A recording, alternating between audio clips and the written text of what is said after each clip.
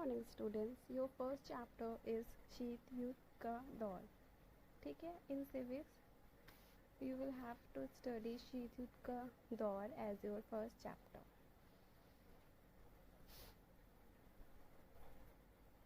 Nineteen 45 से 1990 तक का जो दौर चला, मतलब 45 ईयर्स, उसी को शीत युद्ध का दौर कहते हैं। ठीक है, शीत युद्ध क्या होता है?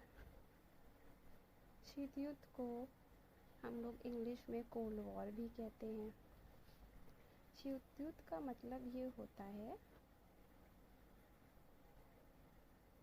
कि युद्ध असली में युद्ध नहीं हो रहा है, लेकिन युद्ध होने का डर हमेशा बना रहता है। ठीक है, युद्ध नहीं हो रहा है लेकिन उसका जो डर है वो हमेशा बना रहता है। मतलब कि दो या दो से अधिक देशों के बीच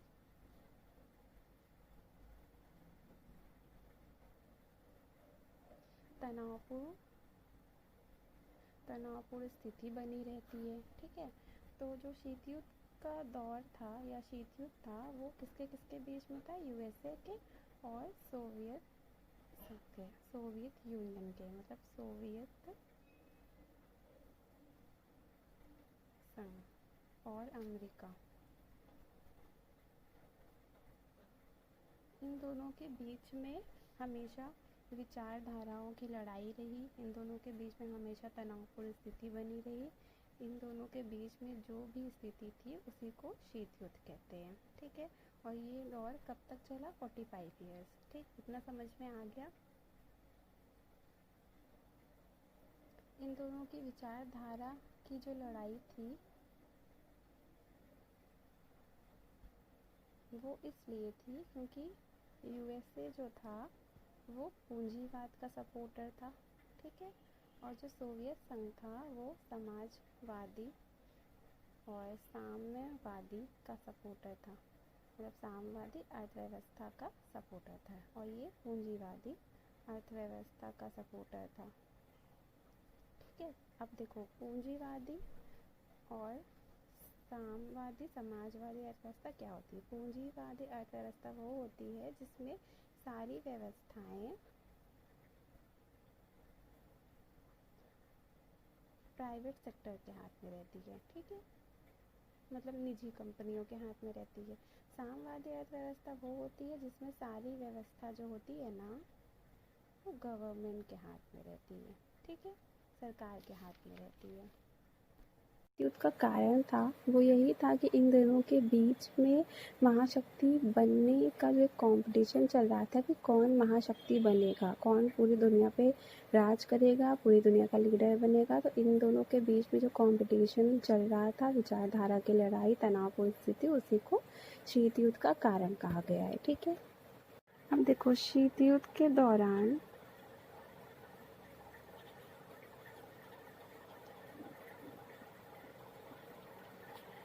जो यूरोप था ना वो दो खेमों में बट गया था, दो पार्ट्स में डिवाइड हो गया था। ठीक है, एक पश्चिमी यूरोप और एक पूर्वी यूरोप। तो जो पश्चिमी यूरोप था ना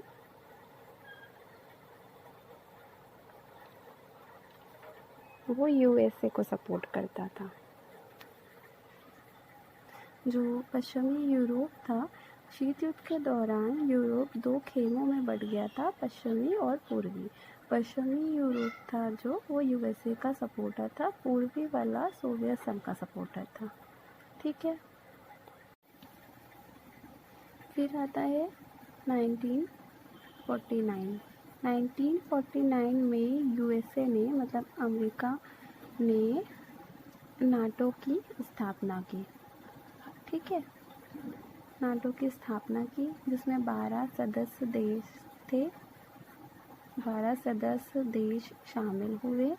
और नाटो का फुल फॉर्म है नॉर्थ अटलांटिक ट्रीटी ऑर्गेनाइजेशन, या फिर हिंदी में कहा जाए तो उत्तर अटलांटिक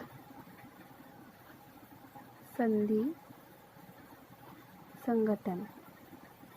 ठीक है, अब जब यूएसए ने नाटो की स्थापना की, मतलब अपना रुतबा दिखाने के लिए कि देखो मेरे हमने एक संगठन की स्थापना की और इसमें 12 देश आ गए, तो सोवियत संघ जो था वो क्यों पीछे रहता, उसको भी तो दिखाना था ना। तो उसने क्या किया, उसने वारसा संधि बनाया। तो सोवियत संघ ने क्या बनाया, वारसा संधि बनाया। वारसा संधि बनाया जिसका उद्देश्य ऑब्जेक्टिव था कि जो नाटो में सम्मिलित सदस्य है ना, सदस्य देश है, मतलब ये 12 देश, उनका मुकाबला करना इसका उद्देश्य था, वारसा संधि का उद्देश्य था।